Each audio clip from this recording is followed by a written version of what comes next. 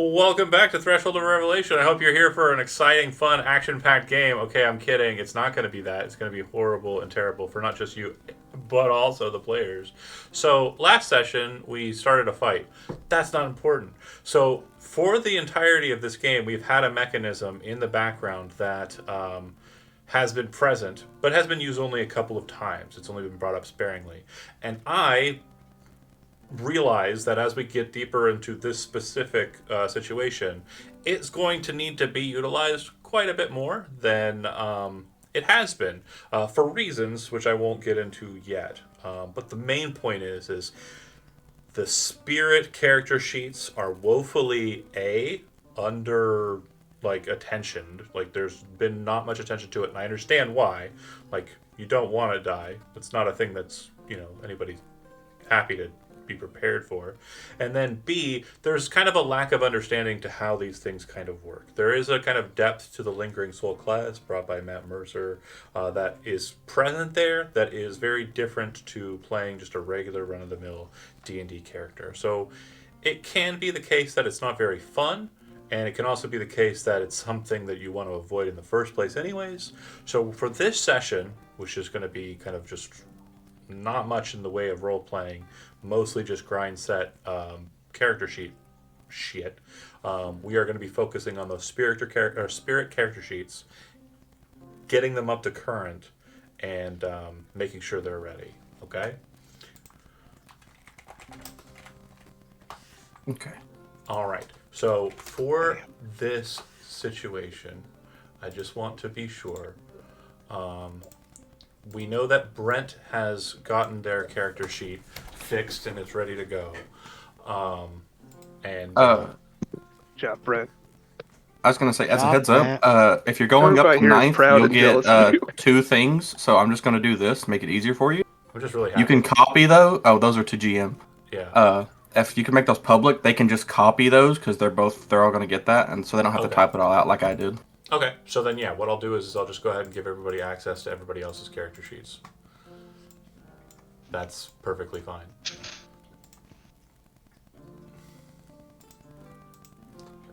I am really happy with what I've done on the stream. It's I'm just really happy with the joke, and I'm just gonna give myself It's great. inspiration on all games. I've turned this Dungeons and Dragons game into a Spirit Halloween. I mean, it used to be a Toys R Us. To be sure, Brent, you're level 9? Yeah. Oh, okay. Yep, I'm level 9, and level 7 and level 9 are the only. Those two are like the only really things you get, or at least that I got. So I figured everybody gets them because they're just part of the base class. So instead of having to type it all out like I did, you guys can just copy paste it. And what I'll do too is I actually have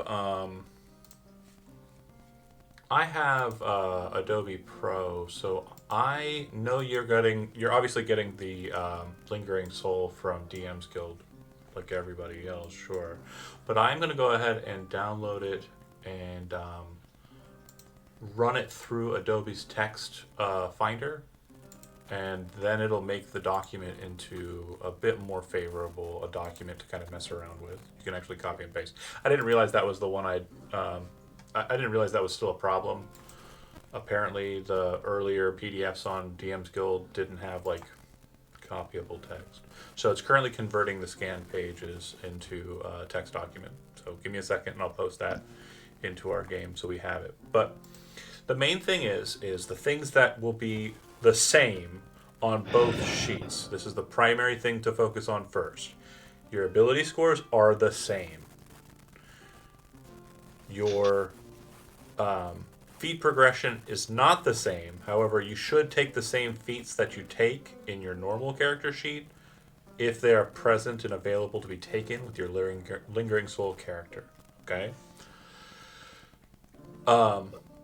And then the other thing that would be the same is any fetishes that you have attached to yourself, not shreds. Shreds will not change your class for Lingering Soul, but fetishes will stay attached to your Lingering Soul. Now, conversely, in the other direction, everyone has an ability as a lingering soul called Consume Enchantment. Okay? And give me a second while I get this as I said.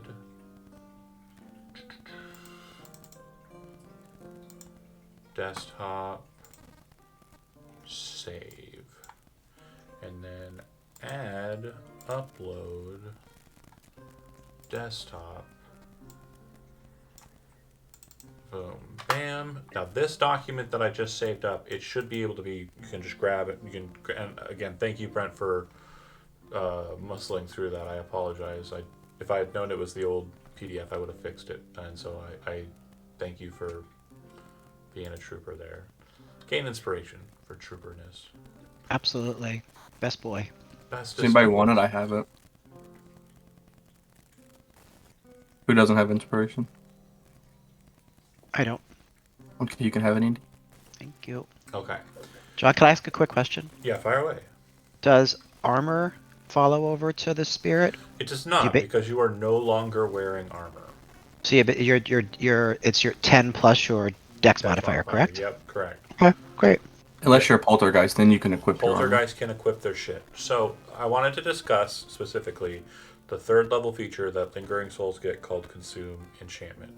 So you can absorb magic items, and you can spend an hour siphoning the mystic properties of a magic item into your ghost form. Okay? This is only able to be done while you are a ghost. And besides dying so far, and that's another important part, there's no way for you folks to switch between the two. Okay? So far.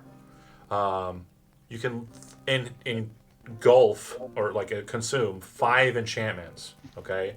Of which 3 of those can be ones that require attunement. Okay? When you consume a new enchantment beyond the 5, you have to discard permanently an enchantment that you're currently holding on in your ghost form. And so a weapon enchantment you have consumed can be applied to a physical or weapon attack you make. Or if you're possessing somebody as a ghost, you can add that to their weapon attacks. So let's say, for example, Uther dies, or Uther is a ghost. Okay? Uther jumps into Ezekiel's body as a possession. There's a possession that allows him to just kind of ride along, not actually take control of his body and kind of grant benefits. If Uther is inside Ezekiel's body and consumed the vicious enchantment from a weapon, Ezekiel's weapon attacks, while Uther is riding him, have vicious. On top of that, there will be in our game a prime enchantment, and that's for you when you are no longer a ghost but you're a person. You will have a prime enchantment which will do the same exact thing but for you while you're a mortal body. So that is very important. Okay? So if you are a ghost and you lost a bunch of experience or whatever, eat a magic item and that magic item will be with you forever and ever.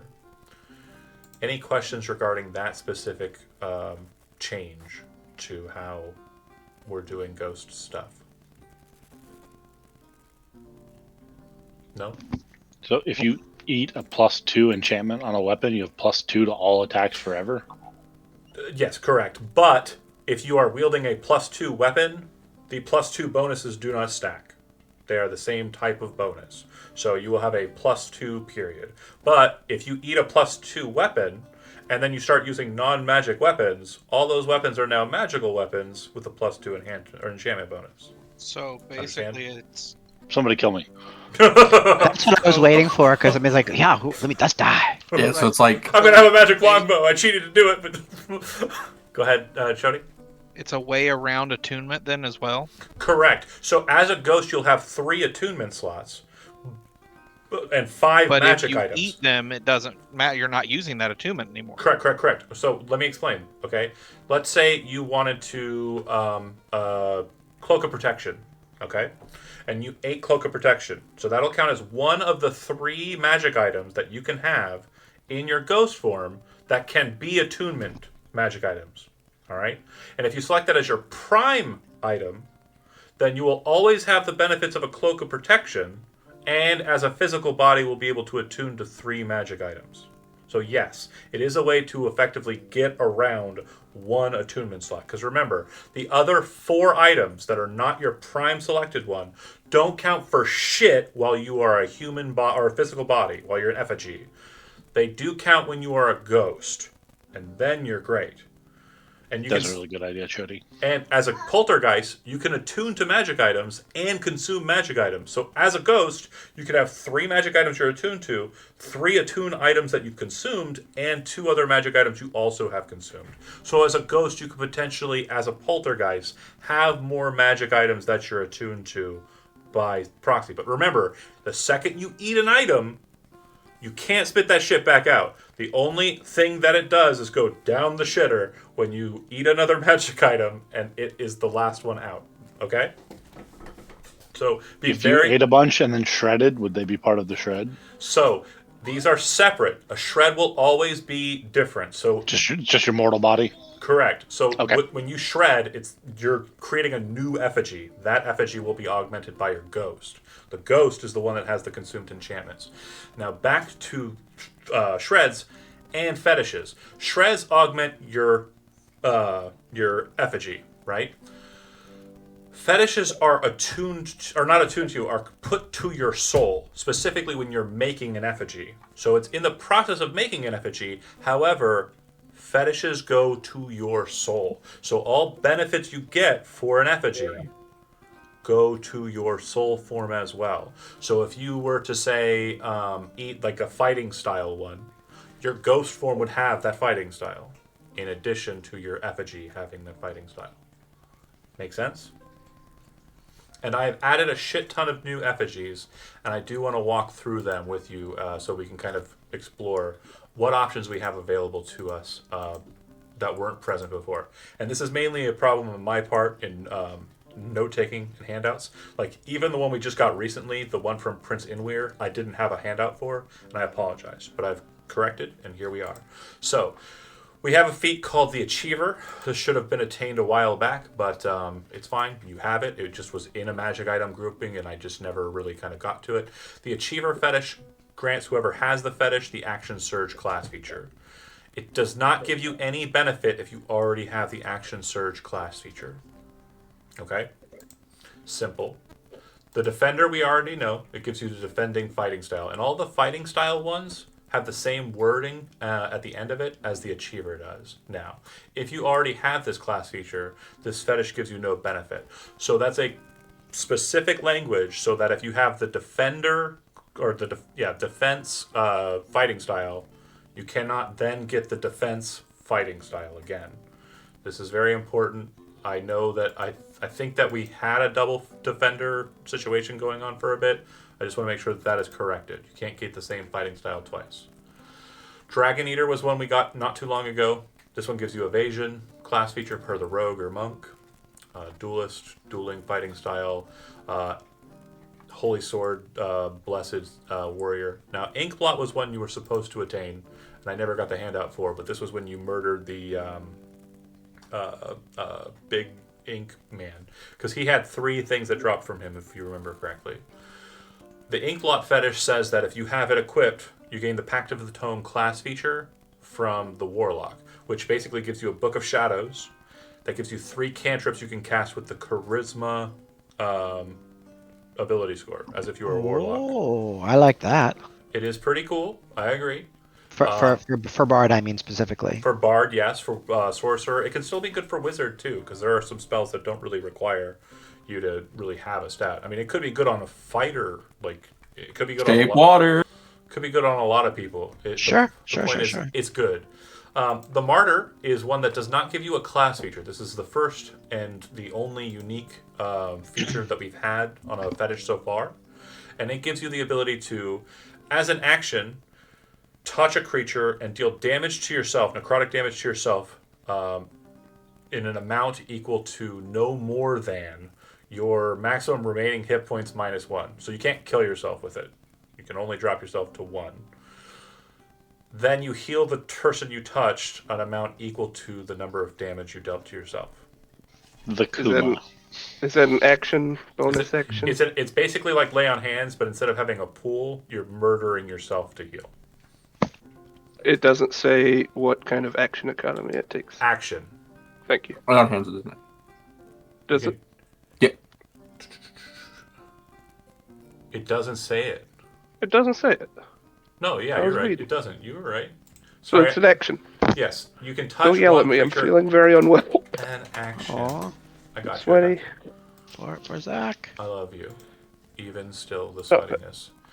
So Prince Inweir, we discussed. It's just lets you take the barbarian class, is what the shred did. But the fetish lets you take the rage class feature.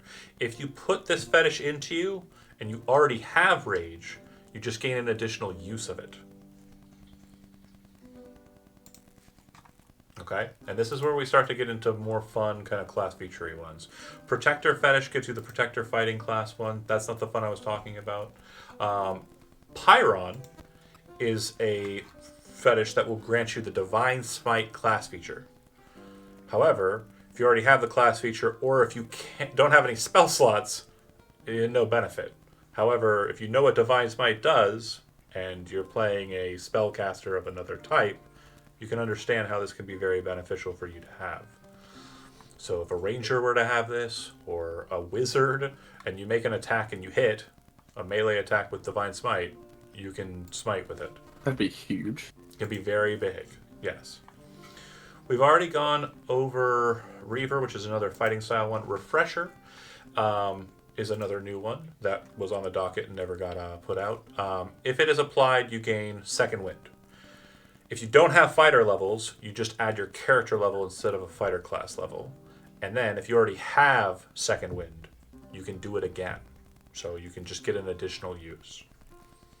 So it's not bad on a fighter. It's not bad on anybody. So that's one that stacks if you have it already. Correct. Whereas Action Surge does not. Because Okay. double Action Surge is broken. There we go. Saint Ashbraid we already discussed. That's Channel Divinity and the Forge domain. Now or Artisan's Blessing. I don't know if anybody knows what that does, but I know we have not used it ever since we've gotten it, and it's pretty good. It's actually It lets you recreate an item or something. yeah, exactly. And I think we used it in the sense that when Steve was here, he was playing a Forge domain cleric, and he used it. But yeah, it hasn't been used really since. So, and that's fine, but it can definitely prove to be quite valuable. I keep forgetting I have that one. No worries. Just a reminder then. And then last but not least, we have Undaunted, which it gives you the Indomitable class feature from a fighter. You'll note that a lot of these are fighter-based. We discussed how fetishes are made. It's kind of like a heroic thing. So naturally, fighters kind of rise to this occasion. Indomitable, Die a lot. yeah, they die a lot. They die a shit ton. Ezekiel would have made several of them himself by now. But the Indomitable class feature just says you fail the saving throw, reroll that shit. And if you already have Indomitable, this is another one that says if you take this fetish, you gain an additional use of it. Okay? So in our creation process of the spirit, like in our building process of the class, and the or of the spirit rather, I want to focus on the effigies and the spirits kind of like connected bits, the shreds and the fetishes that they have associated with them. Regarding shreds, there were also a few that were missing.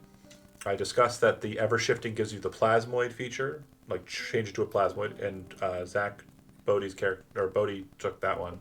Then there's Hexus the Scribe, which was the one that lets you change to a wizard of the Order of the Scribe instead of whatever wizard you are currently or whatever class you are currently when you reform your effigy. Phalos the Witch is one we've had for a while. I think it was the first shred, which allows you to become a warlock of the Fey Pact instead of your current class. The Bodhi, the Abused, is what I named the shred, is a shred that lets you change from whatever species you are into a satyr. So that could be beneficial for some if you think that's a better species than what you've got currently. And then Inweir the Spiteful is one we haven't talked about, and that's the shred that lets you change your class to Barbarian, Berserker path. Any questions on the available options regarding fetishes and shreds that are available to you at the current time? None. Any questions regarding building your character's spirit and anything that you need to assist you in that regard? So just to confirm, like if say I took the Shield Master feat, my effigy or my spirit would have that feat. If it were so, if you have like as a fighter, you're able to get 4 feats, right? But your spirit's only able to get 3. The 3 feats that you have for your spirit need to be 3 of the 4 that you have for your fighter. So there are going to be some instances where your fighter or your effigy has more feats, but your spirit should have kind of close to the same. Gotcha. Your spirit's hit points will be the same as your character's hit points? Incorrect. So your spirits will have their own hit point total. The spirit class, the Lingering Soul, is a D6. So the only way that this will be true is if you are Zach or Joseph. Okay, so I gotta do this manually. Because sorcerers right? are on D6s, right? So Constitution is For hit +2. dice? Do we I'll roll? take D8s. Are we rolling these or are we taking averages? So for these, it's always going to be average. It'll be it'll be half plus 1, So I'm gonna take all Including the the first? difficulty out of this. There's a Half plus 1. not including the first. Jeremy, good question. Max. Max for the first one, and then half plus 1 for everything else. D&D Max for the 5e first HP one. calculator. That's a really good resource right this second. It'll just do all the So math it for would you. be All the math for you. 8. All of the math for you. So, I What is it guess- called again? D&D 5e HP calculator. Set it to, I don't know, wizard. I think there are D6s. And Con modifier. did that new 0. copy of the homebrew Lingering Soul bit, did that have the copyable? No. You couldn't drag and copy? Nope. It's an image. I can. Really? Weird. Yeah. Do you have to have special version of Adobe for that? No, I just opened it up in form. Oh, the PDF. oh the one that he just downloaded. The one I Yeah, just the sent, one yeah. in the- Oh, because I have a different version. Maybe it's The different. older Okay. one, yeah. So when they first released it back in like 20, whenever fucking Matt Mercer released it, it was just image files. And he also did that with the Blood Hunter's original version, the Witch Hunter. So yeah, Yes. Oh, I am able to copy it. Thank you so no problem. I much. fixed it with the Adobe Pro. The best. We do that. So our stats, our ability scores, they are based on our mortal body ones. Yes. Yes. Okay. So mine would have updated when I switched to Goo Boy. Mm-hmm. That's good. So then, technically, we should all pretty much have about the exact same hit points, other than the Constitution thing. Yeah, give or take the Constitution times 10. Right. So what is the base then? So it's Mine's 42. I have 42 42 hit points. No, What's your what is- Constitution score? it's at +2. So yours is probably going to be like 52. Or Right. if Great. done That's so- right. Yep. I'll just do it for you. No, I got it. Yours should be 62 Why? Why? Plus 20. because it's Oh, +20. 10 Yeah, yeah, levels of. Yeah, plus yeah, two. yeah. Plus And plus I'm level 10 9, levels, 20. and mine's 56. Oh, Me Mhm. too. I'm level 9. Mine's Wait, 77. what's your con score, Silas? 3 Plus 3? or 15. It's a 15. Oh, plus so 2. That's +2. You should be two. the same That's the same as Nexus. mine. Oh, okay. unless you're I'm level 9. If you're level 9, then it's I'm 56. level 9 currently. You're level 9 with a con modifier of 3. Recommending. 2. Con modifier 2. Two. Con modifier of 2. I'm sorry. You should be 56. Yes. That's where I'm at. Mine's level 9 with a con modifier of 4. 74.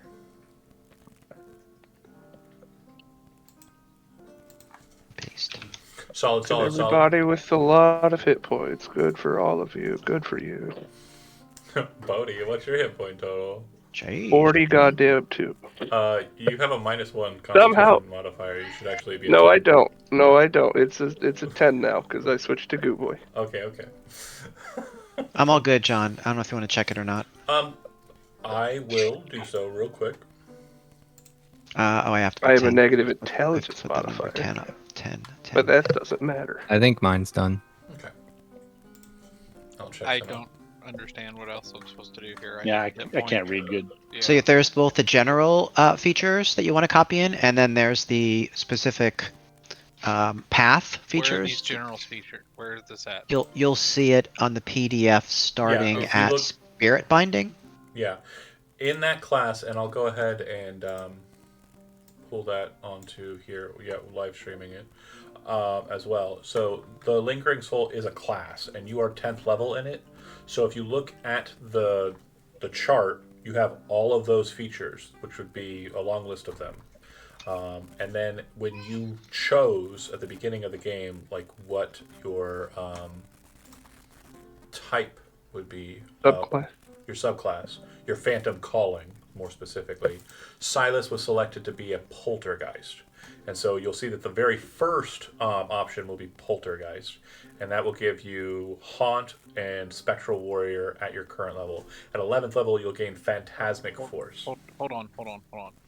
First thing I need to do is put in like Spirit Binding, Phantom Calling, Ghostly Form, Possession, Consume Enchantment, all those up to level 9. It looks like most of those are already in there up into level 3. So you have Possession as the last one that you got. So you just need to put in... You can search for like the consume enchantment and stuff like that. Those are in there. Yeah. You've already The two I just sent in the thing are the ones that I had to type in. Yeah, and he's already got Consume Enchantment, Possession, and then his first 2 Poltergeist features. So he just needs to put in Pervade the Fallen, Unseen Passenger, Obfuscate, and Xenoglossia, and Supernal Body, because he's level 10th. And so with Supernal I'm Body... not level 10. Oh, you're level 9?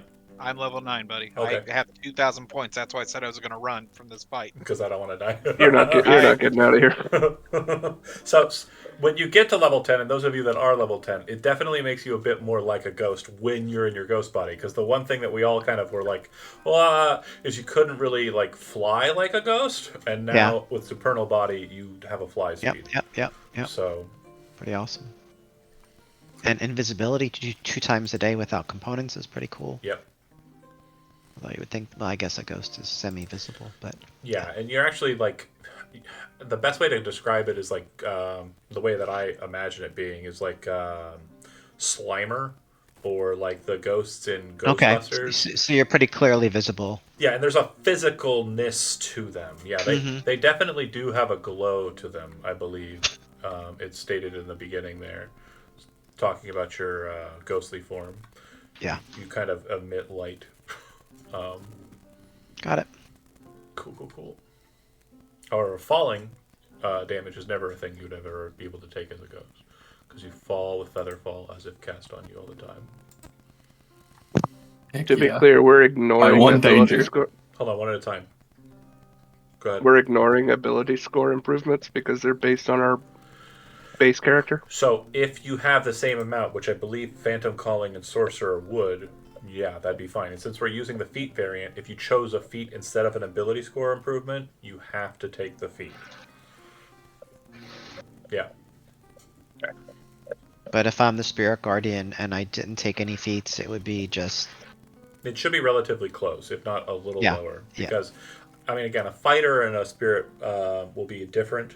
But like a Lingering Soul and like a Bard should be about the same on ability score improvements. Yeah, it's this. I think it's the same. Cool. Oh damn, I do have feats. So I had taken like the Artificer Initiate. feat. Mhm. Yeah.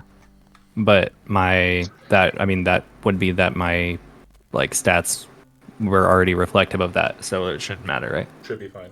And then, yeah, if you gained other features through training, those stay with your soul as well. So if you were some of the jackasses who paid for a feat, that feat transfers over to your new sheet. And if you paid for, proficiency... My intelligence score is 20. Right. If you paid for proficiency in specific stats or tools or whatever, you've got that as a ghost too. So we could have a moment where, like, you jump into the flying taxi, and there's a ghostly Nyx at the fucking steering wheel, like, smoking a cigar or something like in Ghost. But I'm trying to have fun with the ghosts, you guys. It's October. It's fun. John, is the aspect modifier the same as the spell attack bonus? So aspect modifier replace that in that section. Yes, absolutely. Okay. But it basically is formulated similarly. However, it functions differently. It very much is the case that it is like all of the things. Everything that you do is based off of that, and also your aspect ability is determined by your calling. So, for example, a poltergeist chooses either strength, dex, or int, and that is their aspect ability score. And their aspect modifier would just be that through and through. I think we have a wraith, and that is Me. yeah. Me too. Wraith choose dexterity or intelligence or charisma, and then spirit guardians choose wisdom or charisma. And I don't Great. know if we ever forced one on you, Sanat. If we did, I don't remember picking it, but I do have one. Okay, did you go wraith? Yeah. Yeah, I figured as much. There's also one that I printed in a daggers book, but nobody's really dagger focused here, so that's fine. But yeah, and if there's ever a decision, or if there's ever more of these released, and you kind of want to go with those, we're okay with restraining your ghost within the confines of the Lingering Soul class. Okay, everybody good? Yes. One thing to be mindful of: if you're copy and pasting from this PDF, it does jack up the spacing when you. Yep. If you Yeah, type, I'm not worried about that. if you type, There's a lot of text that looks like other text too. pro tip: if you type remove line break in Google, and then I think it's the first option, and then post whatever you copied, hit remove line breaks, it'll just drop all that shit out, so you don't have to go through and manually do each. Tricks of the trade here. I am oftentimes be copying text out of these PDFs. But Chody was the last one on the docket, right? Everybody else is pretty much. I'm still moving stuff. All of our abilities match, right? All of your ability scores should match. Proficiency bonus.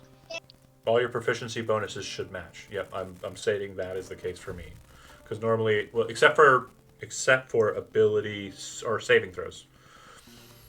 Saving throws will be con plus whatever your aspect says.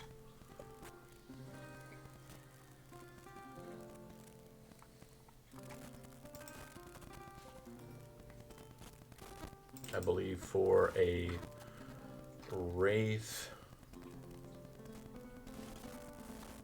saving throws con, and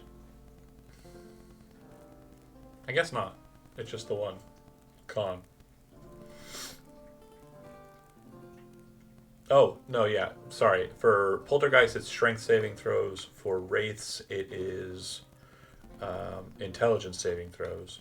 And for spirit guardians, it is wisdom. Oh, no, charisma. Cool. So those are the saving throw bonuses or proficiencies that you get.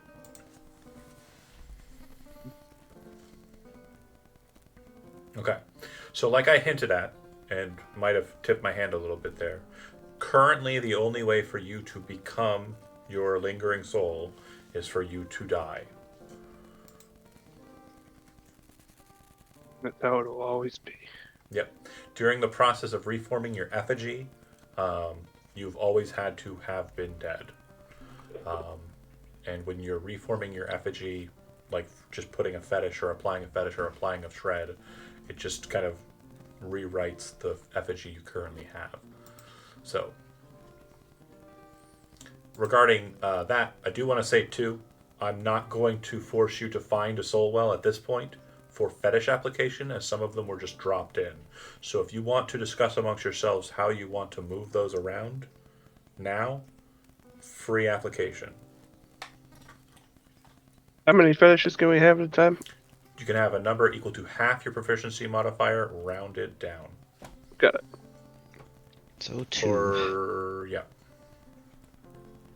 Two Why- for level 10s, yeah. Why is this different? Is anyone interested in the action scourge one? one more attack would be kind of cool. It'd be Do it 2 up, more huh? attacks actually, because you get to attack twice in your action. Take it, Choke.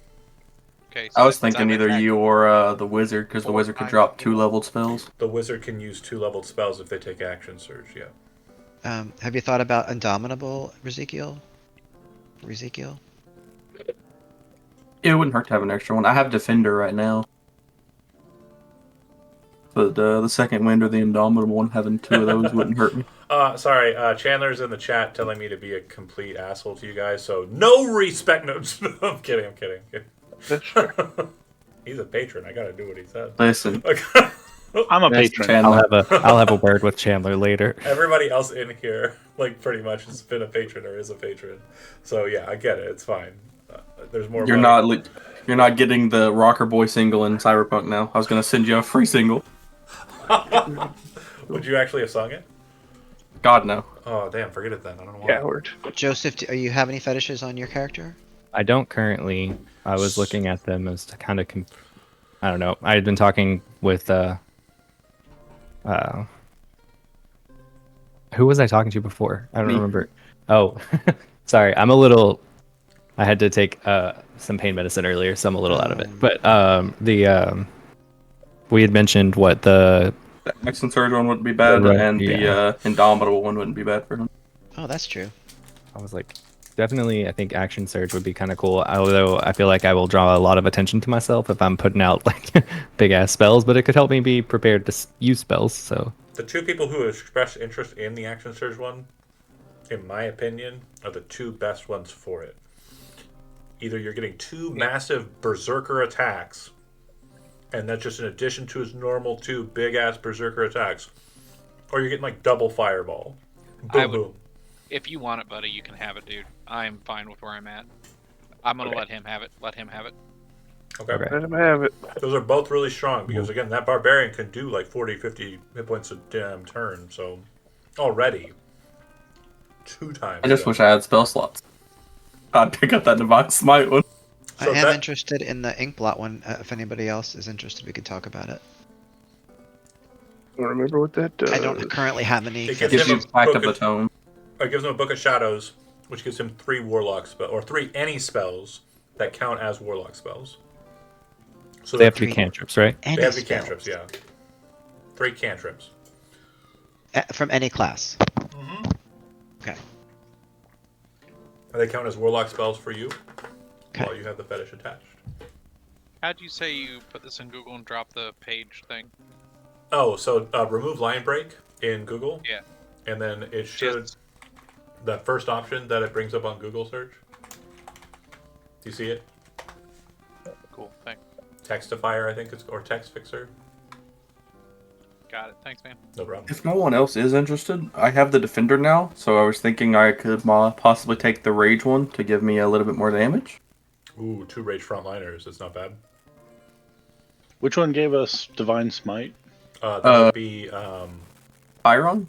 Pyron, correct. Thank you. Can I take that one? Yes. Pretty sure you're the best one for it. I was gonna say. I end up front more Okay. often than I should, so might as well. Well, you have started to kind of go melee a bit more, but It doesn't remove. We usually end up stuck in a room. I don't get to use bow a lot.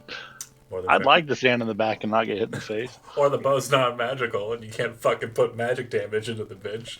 Yeah. Because they got resistances.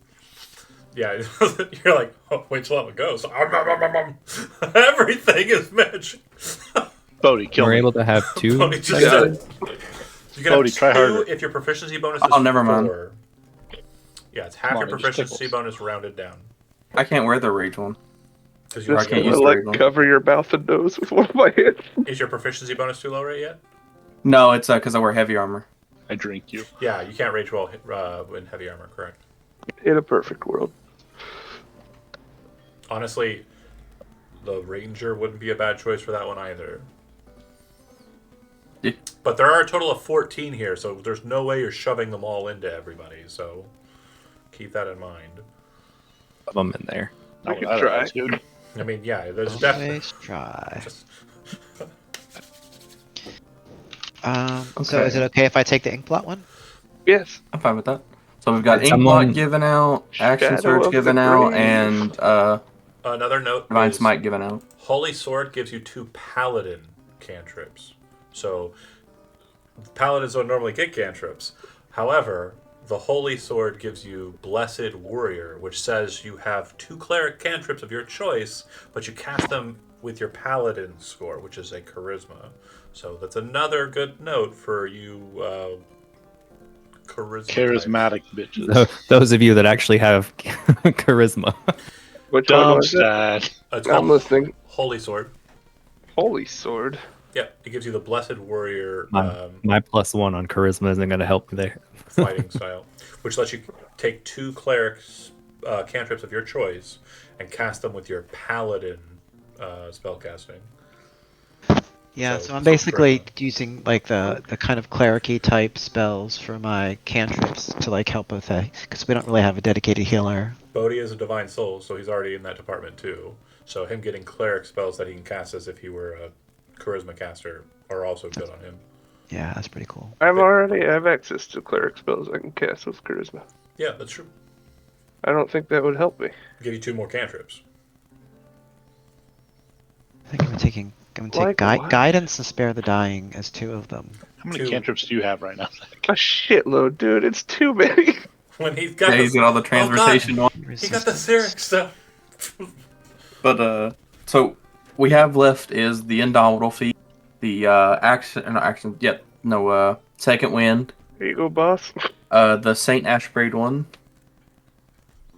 Reaver, Protector,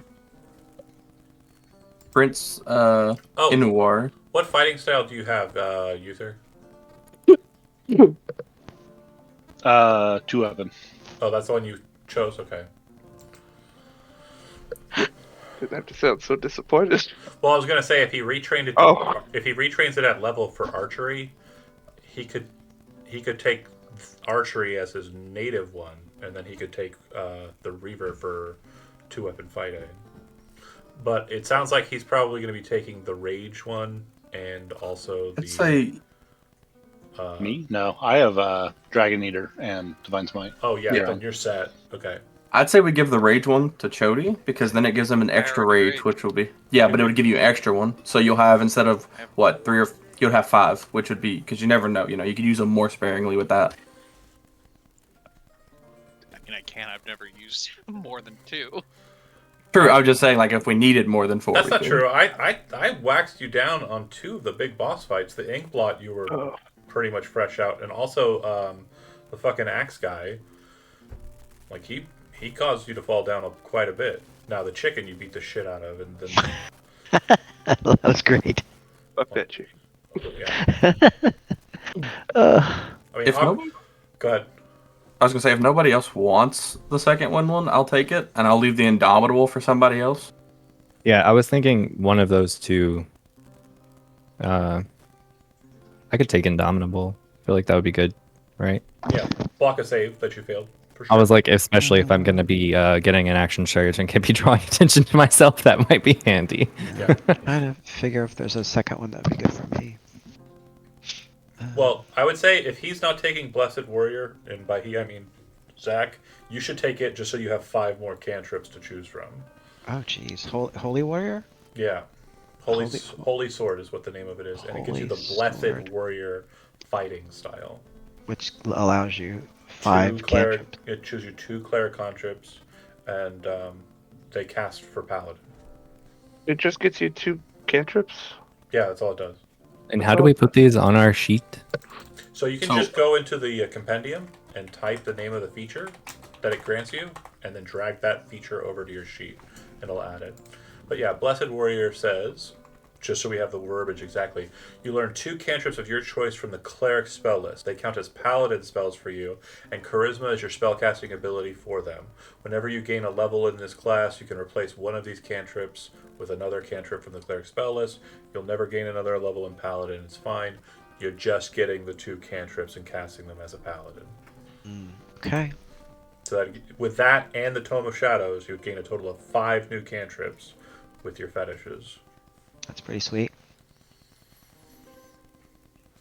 And then Okay. Bodhi, you've been very quiet. You've got the Forge one. St. Ashbury. Yeah. Sticking with that one, right? Sure. Do you want to get Martyr? Yeah, I'll take Martyr. It's funny. Yeah, I thought you would like that one. Okay, great. So With the lowest health pool available, I will Bodhi, distribute. Bodhi locked because nobody else was like, I should take that. It's hilarious. No, it's just so It would hilarious. make a lot of sense on like the Barbarian or something, but Yeah, fuck I mean, it. with Just a bunch fuck of it. points, fuck it. So Bodhi locked in. Uther, you've got Pyron, and you have got Dragon Eater. Dragon Eater. Silas, you have the Prince Inweir for the additional use of Rage, and you had what was the other one? I haven't gotten anything else. Refresher. I don't see why not. Might be a good one on him. Second wind. So Yeah, gives him a second wind. So these are on my mortal body, or No. are these on my? They align to your soul, so they will grant the benefit to your soul, but the way that fetishes work is they apply to your effigy as well. So you're gaining these class features as long as these are attached to both forms. And so for you, if you go that route, Brent, do you want to fight him for the refresher or no? No, you can have it too. Fight it. Now you fight. you have Kick some his pretty good ass, options. Brent. You already have Defender as a class feature, but you use a single sword, so you could use Duelist and be doing more damage. Right? Oh yeah, that's true. I have the Defender one, so I can take the duel. And then you also could take Protector, which will let you use your reaction to put your shield in the way. I could do that 4 times with my You already got a good hand. runic. Okay, then let's focus on a different one. Well, the Defender one works is the one I have right now because Okay. I don't have Defender as a fighting, so I have a blind fighting. Oh, fuck yeah, then. There you go. Defender plus Duelist. You're locked in. Okay, and then Sonat, we had Achiever for Action Surge, and we had Undaunted for Indomitable. Okay. And then Nyx, you had the Inkblot for the Yep. Tome of Shadows, Yep. and you had Holy Sword for the Blessed Warrior. Perfect. Everybody locked in on their shit. Yeah. And everybody's got their souls and spirits loaded up, right? Yeah, maybe. Well then, we might as well play some fucking D&D, am I right? I think I'd be out fighting Yeah, money. Am I right? Make sure Don't you're get ready to crazy. go. I'm going to switch the music to combat. As we discussed at the end of last session with the cliffhanger, with the stinger, mummies jump out of their space. So What? Oh my god. Everybody go ahead and select your token and roll initiative. I'm just checking this. Oh here yeah, for there one. it is. It was not Okay, didn't add. it was not the Shake most some dust. it was not the most exciting shit that we've ever done, but for sure we needed it. I feel like we are. I think it's an award winner. I think we are. You're a up lot. for a streamy. Is that what they're called? A streamy? Oh, I don't man. know. It should be. I think that's what they're called. Yeah, the awards for the streaming. And Hey. Everybody's got to do paperwork sometimes. for sure. That's right. And we were in dire need of it because I was looking at this. But you next, guys all have double-digit numbers. I was looking at this next Yeah, man. bit, and I was like, "Oh God, oh sweet God." Okay, so All right, perfect. Yeah, it did add it. okay, Silas, what's your dexterity? 14. Better than mine. Okay, cool. So, the one in the middle, that would be the one closest to Ezekiel, is different than the other two. You'll notice that it looks like it's kind of zoomed in, kind of same image. So just keep that in mind. They're all dressed like guards and kind of, mummified in their, with their armor placed over it.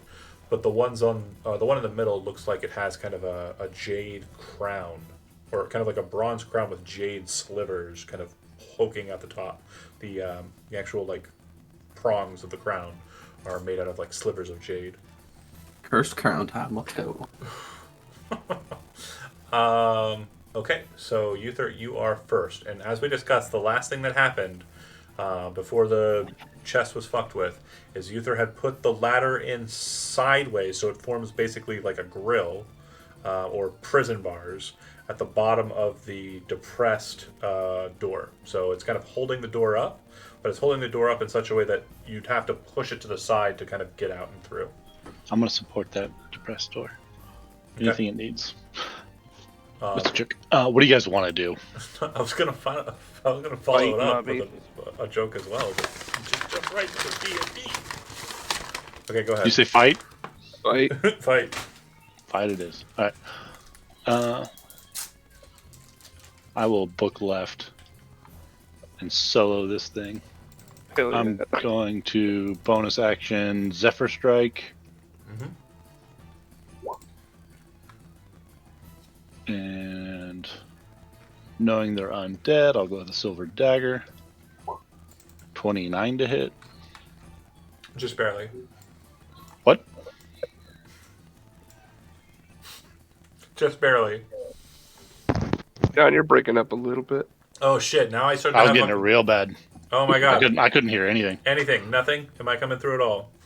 Sometimes it's very robot you're sounds. a little bit of roboting, yeah. Oh my B+. god!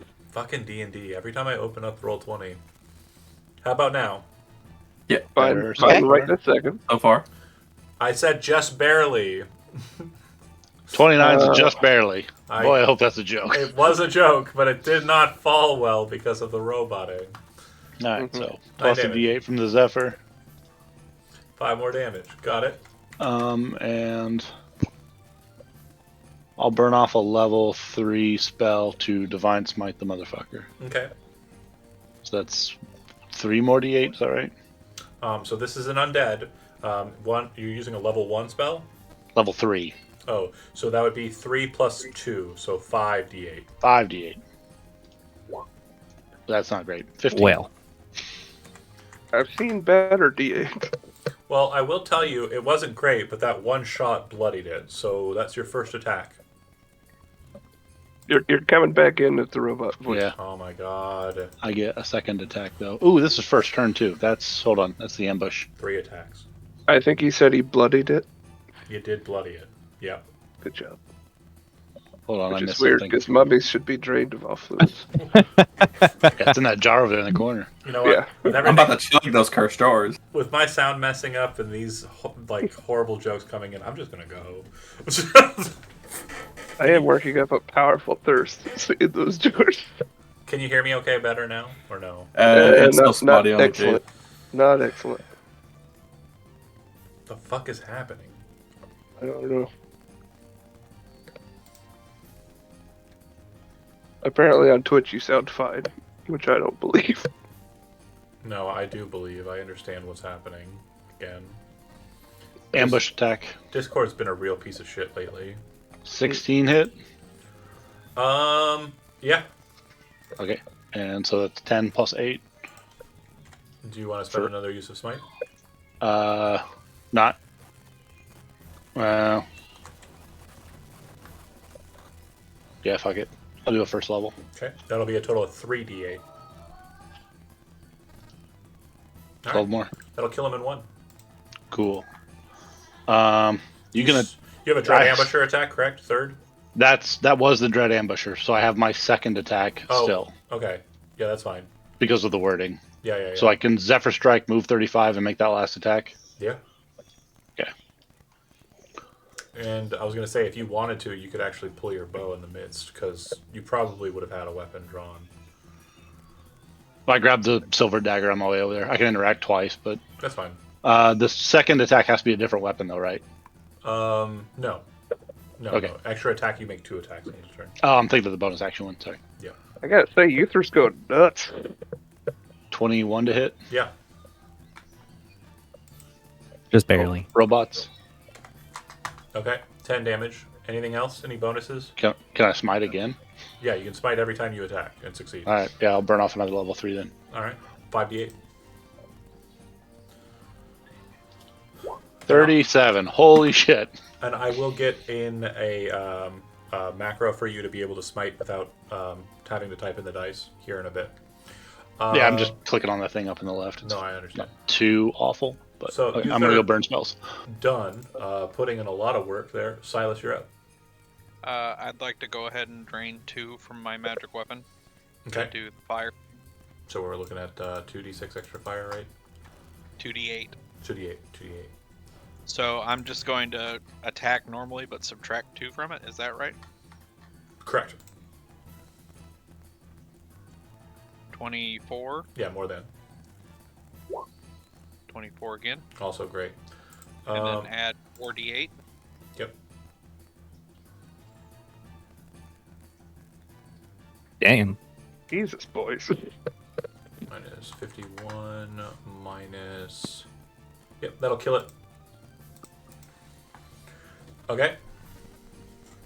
As a movement, I'm going to move over to here. Alright. Done? Yes. Okay.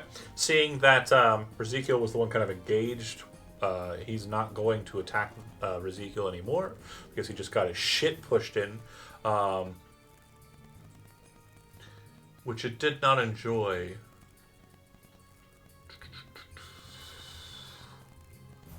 All right. So it will Dreadful Glare. Everybody within 60 feet of it needs to make a Wisdom saving throw. Oh no, not that. That's a toughie. Silas good, Ezekiel bad, Uther good, Bodhi bad, Nick's bad, Sanat great. Okay, so if you got less than 16, you are frightened until it's start of its next turn. If you failed by 5 or more, which would just be Bodhi, You're also peeing your pants. you're also paralyzed for the same duration. Man. So you're paralyzed. Then it's going to swing with its one attack against Uther, because Uther hits like a dump truck now, apparently. I Didn't know he had to did it. I don't know, yeah, I didn't. Well, Just making up for that whole boogeyman situation. we had to put it in him to get it in him, but 18? Does that hit? No. Don't be like Yeah? that. It looks like it does. My armor is wrong. Hold on. It should be 12 plus 5, 17 plus 1 for holding 2 weapons. 18. So on the nose still. Yeah. You have dual wield. Jody, okay? Correct. You can draw 2 weapons at the same time, by the way. Right. I should be holding 2. But yeah. Okay. But use Zephyr Strike as a bonus action. That's what. Okay. I was like, you could have. But... Well, I can with the dual. Yeah, I can hold 2. I know. Anyway. But I was like, it's one interaction. You were saying I have to make an offhand attack, and I was like, only if you're bonus action attacking, but you couldn't have bonus action attacked on that first turn. Right. Yeah. The point is I hit you. I need a con save from you. You're going to take 10 bludgeoning damage and 19 necrotic. I'm going to Stone's Endurance that. Go for it. Yeah, plus my con. Lose that by 4. Loser. So it's going to be 6 bludgeoning and 19 necrotic. You succeed on the saving throw, so it will not be a situation where you contract mummy rot, unfortunately. The second time for everything. Damn, that's too bad. Okay, and then as a bonus action, it will cast Shield of Faith on itself. My bad. Okay. And Mummy knows magic? That mummy knows magic. You bet.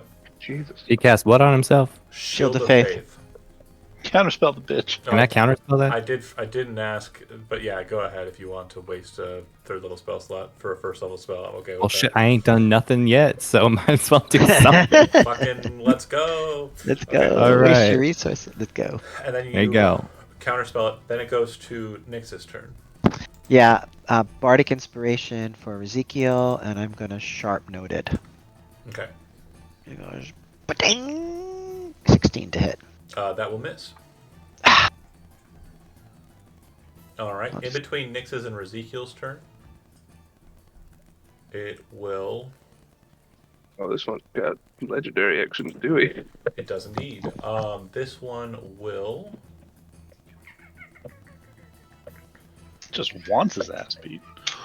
I think I'm going to go ahead and Whirlwind of Sand.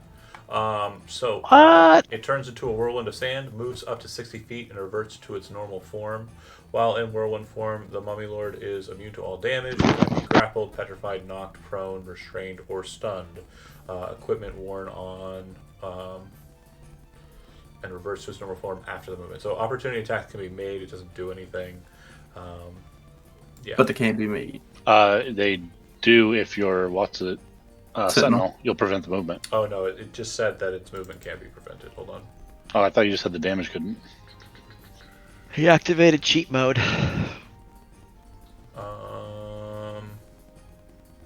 Isn't this like sand thing Yeah. that you got in trouble in another game for?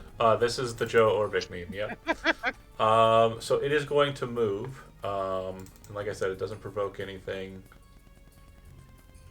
It's immune to all damage. It can't be grappled, petrified, knocked prone, restrained, or stunned. Breeding Sentinel.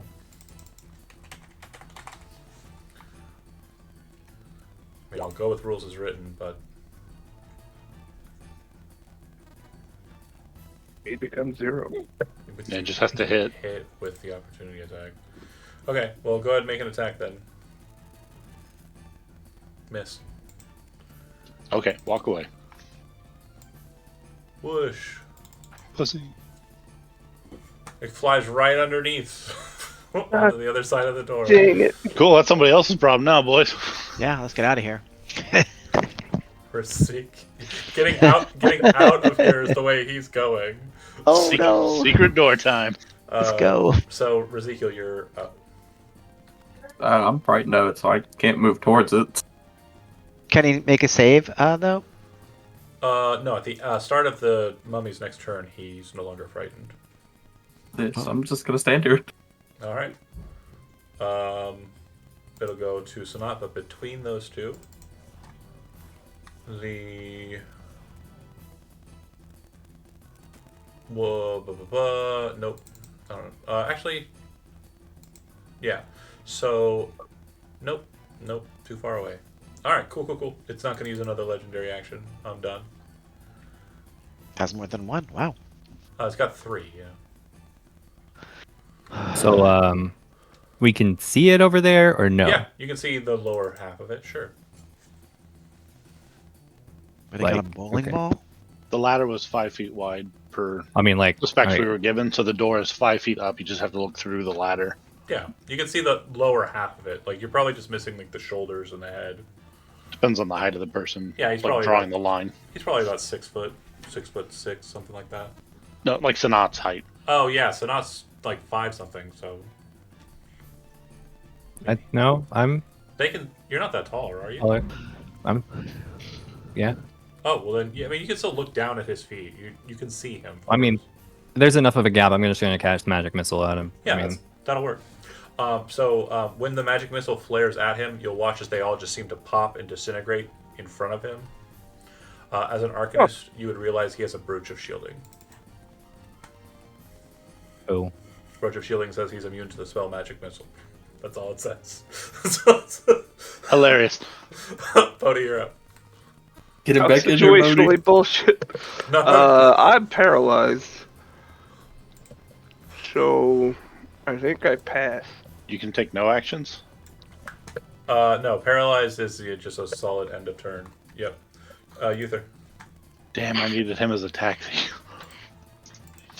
Yeah. Sorry, guys, really let him slip through my fingers. That's pretty easy, though, right? Yeah, they're very sticky. I mean, there's nothing worse than sand and slime, though.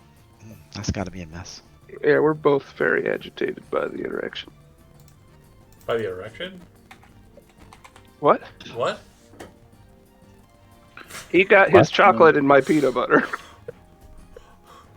If by that you mean sand into And we're both very bothered by that. slime, yeah. I will cast Zephyr Strike again and move up to the ladder door Okay. and whip my +2 dagger at him. Okay. I wish I had great that'll water. You can't smite with a range attack.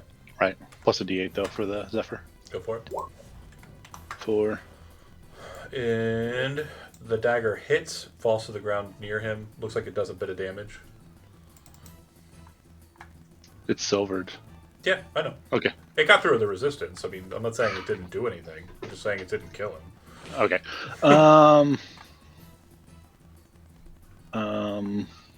item interaction. I'll draw a bow. Okay. Fuck it. And shoot. Kind of drop to a knee, Yeah, doing like a there's- sideways shoot.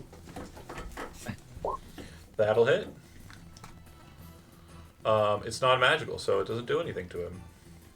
Not all. Just Yeah, he's immune to And bounce non-magical. Wait, let me double check. Sorry, hold on. somebody kill me so I can go eat that dagger. Yeah. Bludgeoning, all your and attacks are slashing silvered. from non-magical attacks he's immune to. Yep. Okay, so youth are done. And it'll go to Silas. Yes, I think so.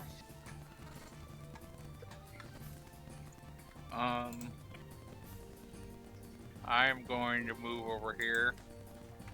And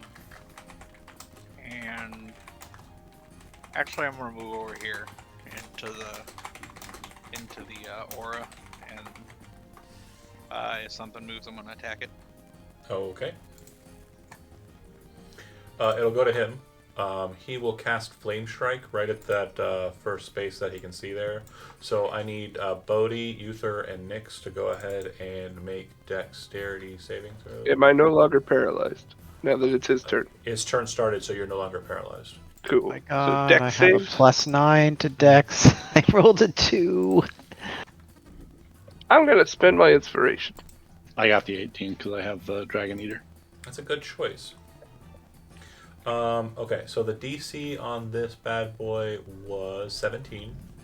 So it looks like Bodhi, you pass on the nose. And then you said you had advantage, Uther? Right? Isn't Yes, that what? Dragon Eater. Which one? It gives Greater him gives you evasion. invasion. Evasion Evasion. just says if you fail, Oh. you take half. If you succeed, you take none. So you failed. Oh, I'll just take half then. That's fine. Yeah. So the Flame Strike. Bear with me here. For some reason, it's being goofy. The Flame Strike. Yeah. Yeah. Okay. This thing can be so dumb sometimes. Okay, so it'll be a total of 13 fire. No, sorry. 16 fire and 19 radiant. I'm gonna reduce again. Fuck. So And if we succeed, it's 16. half of that. So it'll be 8 I'm fire and 9 radiant. 16 and 18. 16 and 19. 16 and 19. So Are they 30 two 35 separate sources total? of damage? They're two separate types of damage. They are from the same source. Got it. And whenever it comes to that for typing, you're reducing the first. So Got it. it'll be fire is reduced and radiant is So I'll do taken. 0 and take 9. Yeah, that's why when you reduce the damage from the necrotic slap, it was the slap that you reduced, not the necrotic. All right, and that is his cast. He is then going to just kind of slow walk over to here. So he still has line of sight into the room, but line to him is a little bit harder.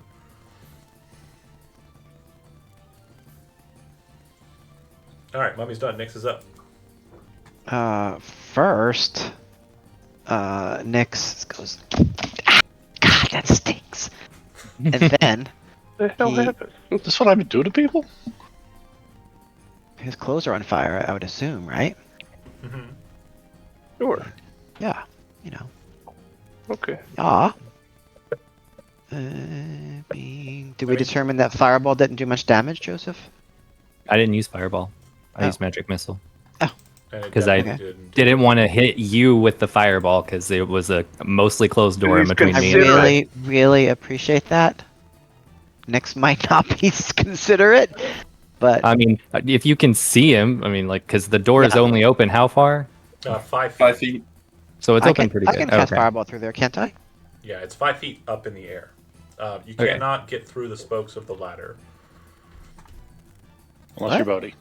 Like, how far apart would spokes of a ladder be, do you think, Jeremy? About a Foot? foot. Okay, I think he could squeeze through. Nyx is small. No, I Oh, think wait, he's but I wanting to use his wand of fireballs through there at the guy. Oh, That's what yeah, he's- yeah, you can shoot through there, no problem. You can Yeah, see that's through. what I want to do. I want to, I want to fireball through there. I thought you were trying to Yeah. walk through. I was like, No, no, no. And I could squeeze through. I'm Yeah, sure. you but I'm could. not doing Most that. of us could probably squeeze through it. Boing. okay.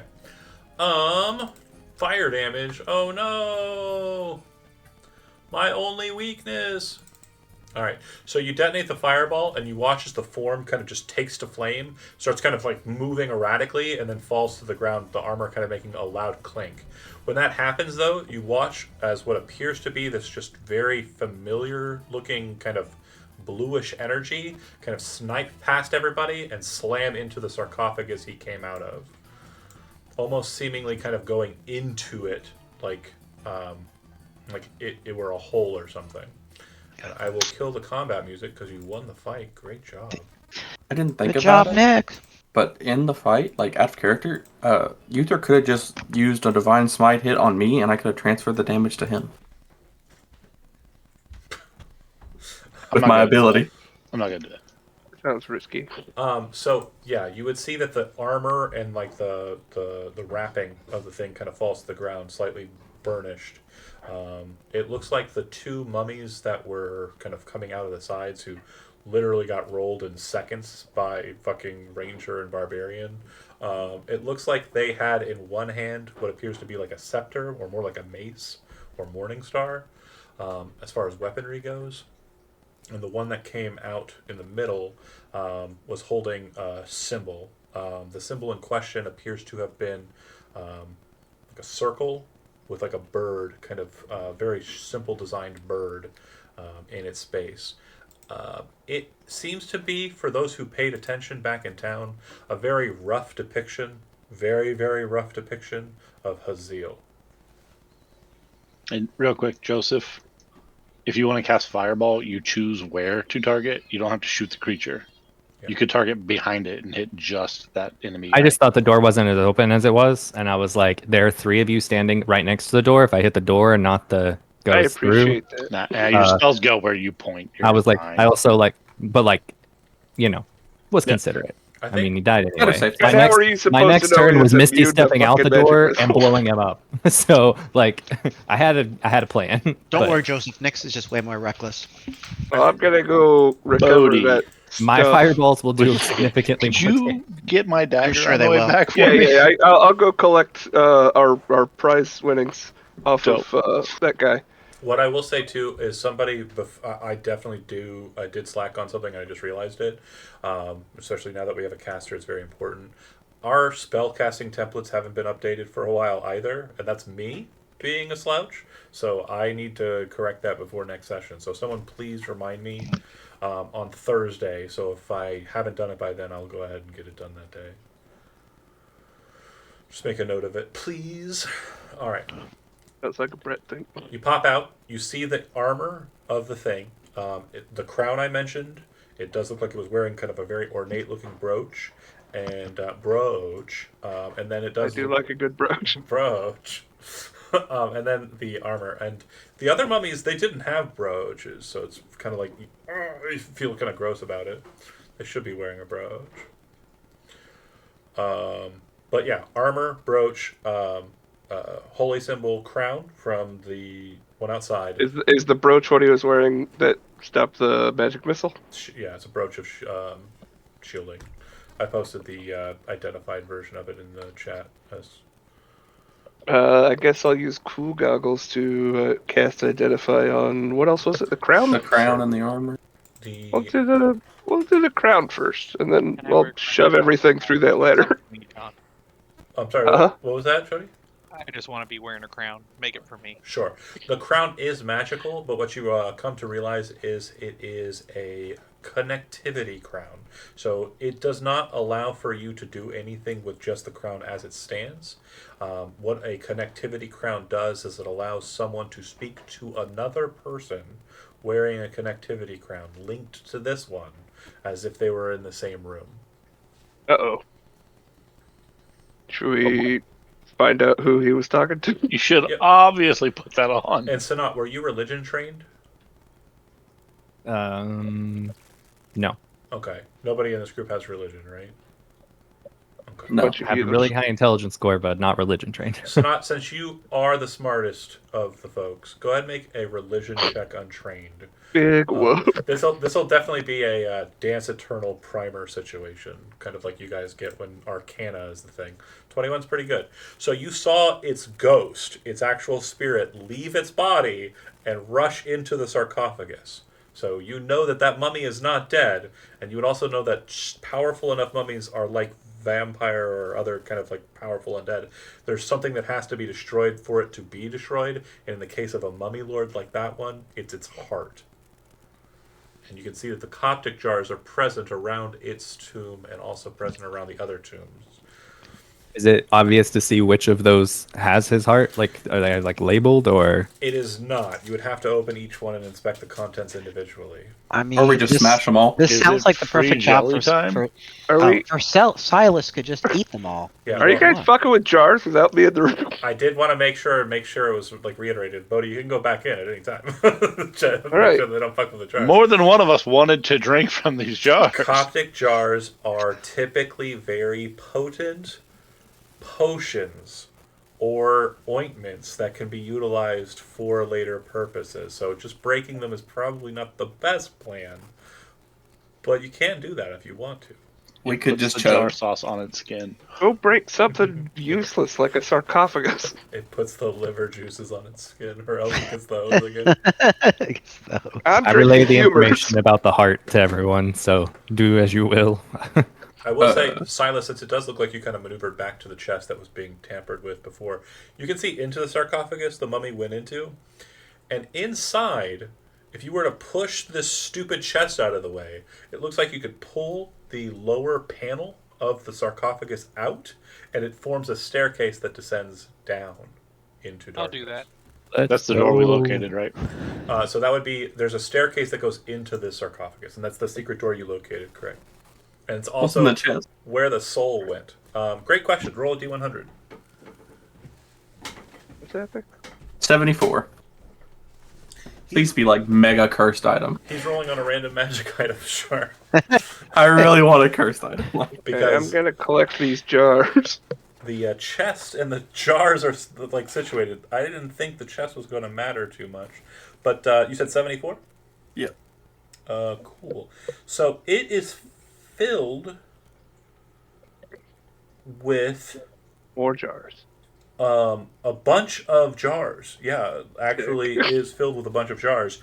And you would notice that underneath those jars, there appears to be like a leather, from what you can see without moving the jars out, it almost looks like a whoopee cushion. Okay. Yeah, I'll move each of the jars out very As you safely start so Bodhi moving can the collect jars them. out, you realize that the whoopee cushion appears to have like different little kind of like spots on the top of it. And once you finally get all of the jars out, you realize that they're all empty. They're all just empty clay jars, except for one, which seems to have some contents in it, liquid. But this whoopee cushion at the bottom appears to be the husk of a beholderkin that was left in there without its eyes, without its teeth, without its mouth. So it's literally just the skin of a beholderkin, like a little bag. Gross. Heck yeah. I'm taking that. Dope. Wear it as a mask.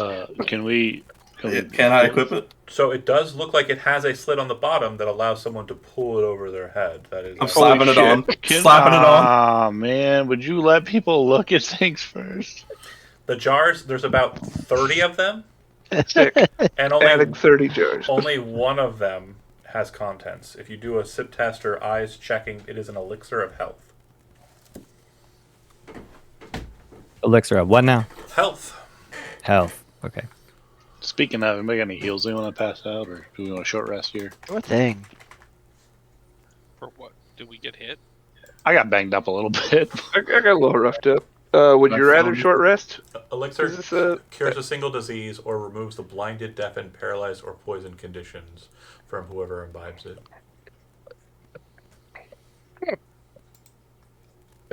Give that to Bodhi. He's the one that can force potions. I'll- Yeah, carry that? for sure. Quick drinker, for sure. 100% agree. And while you listed, those are just the jars in the box. All the jars in the room appear to be full of something. Yeah, there were 30 there are 29 empty jars and 1 jar with contents inside of the box. The box was also not really locked, so it makes you assume that like somewhere in the process this has been it was going to be filled up at a later date. So that thing's heart could be in here somewhere. Yeah, if you want, you can go through all of the jars, and if you have medicine or investigation or arcana, or no, sorry, not arcana, religion, which we already know nobody has. So for religion, investigation, and medicine, any one of those skills you can roll it. Depending on what you choose to roll, depends on what answer I give you. How about performance? Performance won't help here, but Aren't you jack of all trades? Just perform, hanging out on the side. What about proficiency in alchemy? Should that Said help investigation at all? works. You know what? I'll let you make an alchemy tools intelligence check if you want. Fuck that guy. Check Chody out. I did medicine. Medicine. Oh, yeah. Intelligence, though, huh? Okay. So, what you'll note is, as you're kind of perusing through this, Sanat, you're able to kind of identify that there are only 5 total jars that are Coptic for each of the mummies, right? However, it looks like there should be a 5th jar for the main mummy, but there are only 4.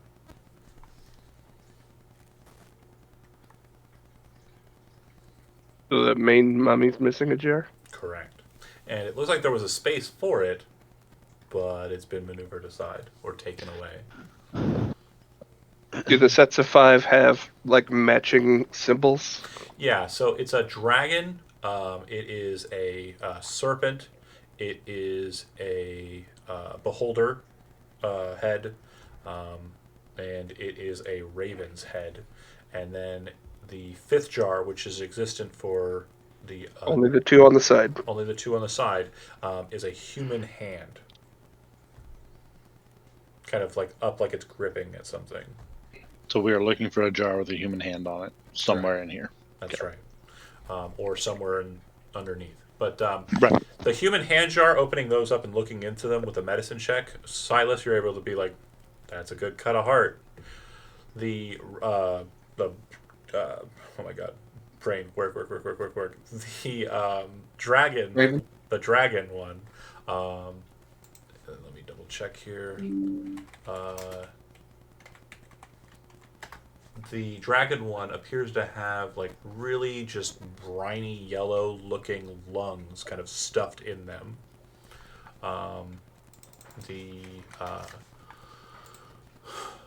The serpent one looks like it has a dark like substance in it. It looks like bile and smells like it too. And kind of fishing around inside of that, Silas, you're able to tell that these are gallbladders.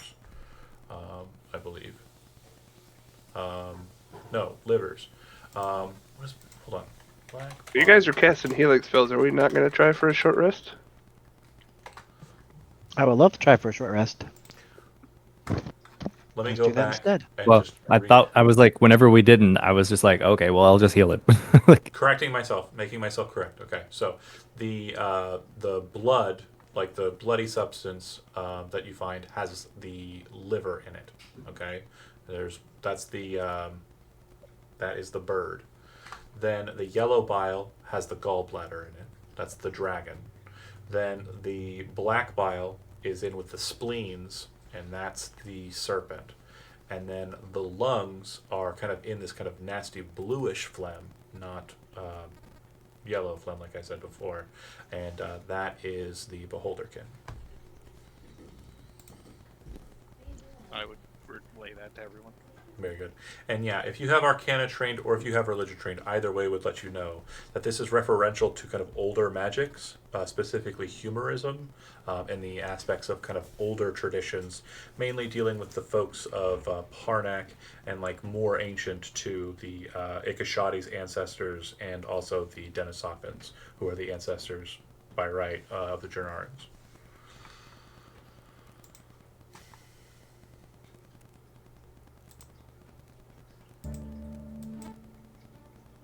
So are we healing spells or short resting, guys? Short rest, short rest, short rest. Yeah, if you're not investigating or anything, you can sit back while they kind of categorize stuff. Boom. I'm We gonna can Just, kinda take turns, right? Sure. There's no real rush. The mummy might come back, I guess. Could Does do. this helmet feel like it's attunable? So you mean the crown? No, the beholder thing that I got. The Oh, beholder no. mask. No, it's just a very creepy looking mask. No, it's Dang just it. fun. It kind of sags around the mouth opening, which allows like it kind of hangs from here, and then like the eye is like big enough for your eyes to see through, but droops at your brow. Your hair is able to hold it up, and then you've got these 4 tentacle-like things kind of hanging off the top of your head. Yeah, it's very crude-looking kind of hood. Nah, I'll take it back off then. I was hoping it was cursed. It is not. Someday. No, today's Sunday, and so it didn't happen. So, okay. So then, you take a short rest. Looks like some of you have already rolled to it. If you start performing kind of the identifying measures on the jars, the blood one is a potion of supreme healing. There are 3 of those. The watery potion, there are 3 of those as well, are potions of clairvoyance. The yellow bile, potion of fire breathing. And the black bile, they are potions of bludgeoning, slashing, piercing resistance. So if you drink them, you become resistant to non-magical bludgeoning, piercing, and slashing for 1 hour. And then the brains, or not the brains, but the hearts, sorry, which there are 2 of, they are potions of longevity. Potion of longevity will reduce your physical age when imbibed by 1d6 plus 6 years to a minimum of 13 years. Each time you subsequently drink a potion of longevity, there is a 10% chance that you are instead aged 1d6 plus 6 years. Yep. Wow, pretty cool. And there are 2 of those.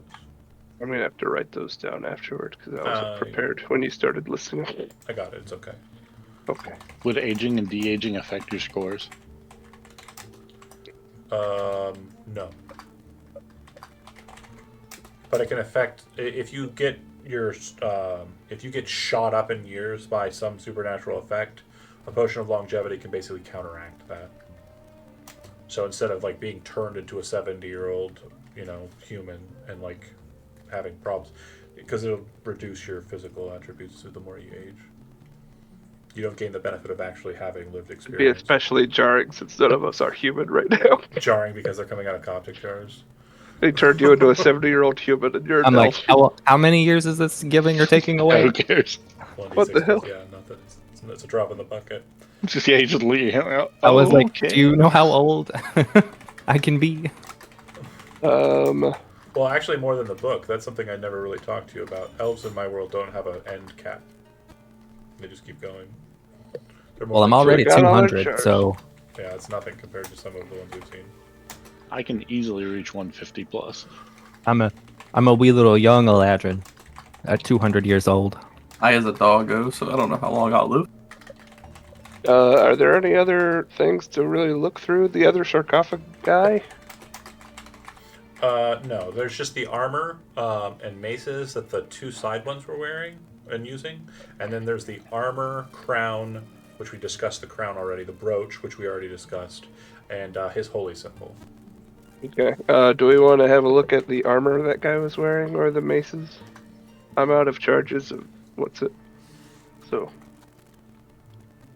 I'm not good at it. Is any of the armor neat looking?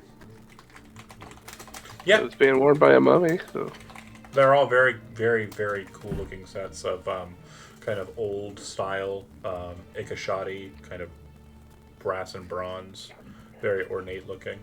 Look like they have. Was there anything important on the scrolls in that I read last time? I don't remember because I was like, while I was reading them, I think somebody had opened a box and the mummies jumped out. Yeah, it does sound familiar. So the markings on the top of the chest would have basically just referred to, if you kind of go over them with comprehend, it refers to the essence and souls of those who helped build this tomb.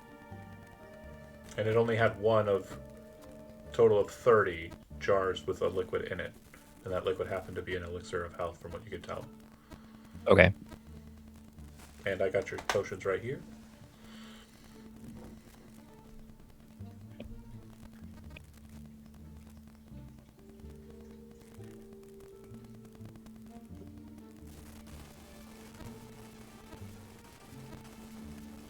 And then these other boxes, like with these boxes as well.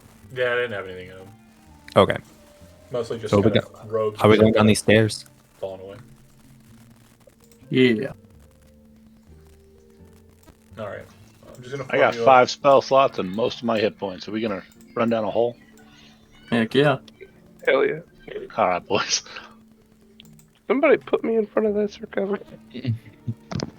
He's grouping us You're up. leading the pack. You're copy pasted. Yeah, you're right. I should take. So at this point, Ezekiel has Bardic Inspiration, It's right? about 10 feet wide, so I'm assuming the front two are going to be Ezekiel and Silas. Is that a fair assessment? No, it would be me probably with the stealth checks because I can scout ahead. Okay. I'm also gonna put By yourself. Bardic Inspiration on Uther. Yeah, give me a 10-foot lead. Does Bardic Inspiration only last an hour?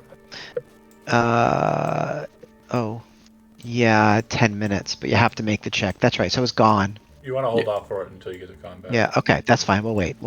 So I'm Standard Raya procedure. Uther, you're in the lead, about 10 feet ahead of everybody. Then it's going to be Ezekiel, Silas, Bodhi, Nyx, and then Sanat in the far back. Is that fair? What's the height? Once we get down there, we'll discuss more, but I just want to make sure that that's the order. I'm gonna go ahead and. Yeah, it works for me. Sounds good. I'm gonna craft Druidcraft and see what the weather's gonna be like for the next 24 hours. Okay. It's going to be desert weather. Yeah, but there's no sandstorm, Kevin. No sandstorm. Cool. Okay. Got it. So entering into the space, what you'll very quickly realize is that it is completely well lit. It looks like there are ever-burning torches seated in the walls up ahead, as well as a very nice-looking, lavish red carpet on the floor before you at the bottom of the steps.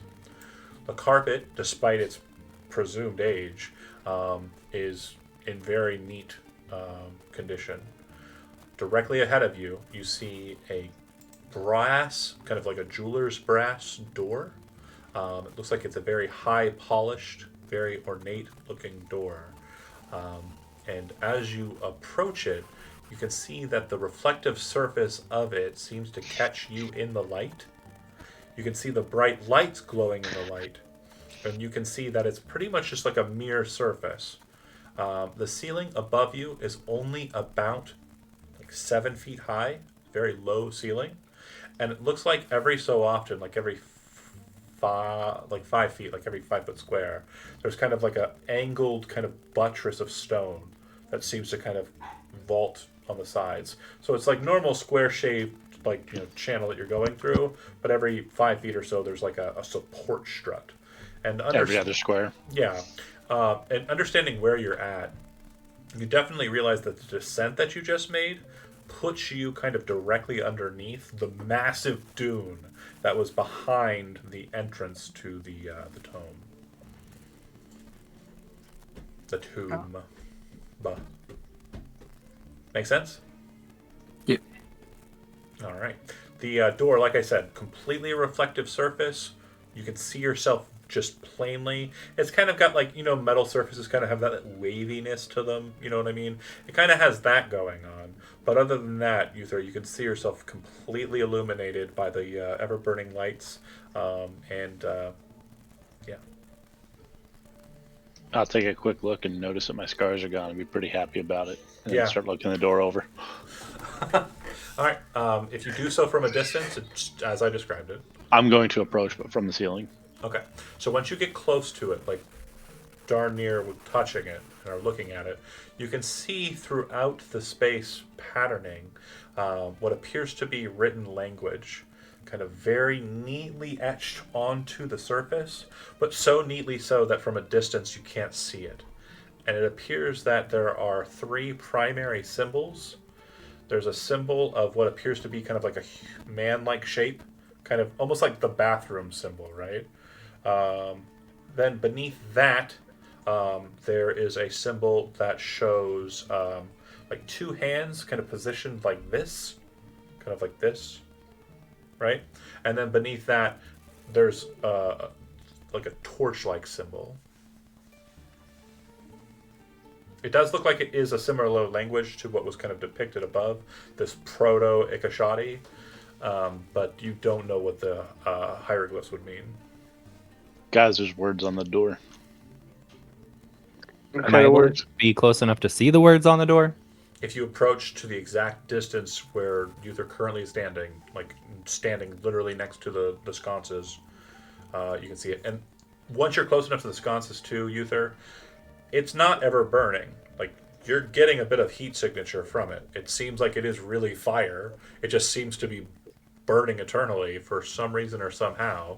And looking at it, it looks like it's got this very strange bluish liquid that's kind of feeding the reservoir. It's almost like the spout of like Aladdin's lamp, like an oil lamp, and that's where the fire's kind of emanating out of. Kind of Is coming there out of enough the wall. room for me to squeeze past people to go up there? Yeah, you can move through allies, no problem. I was So like, if I break this wall, we can all drown in Don't do oil and burn to death. Actually, yeah. It's on the docket. Goals.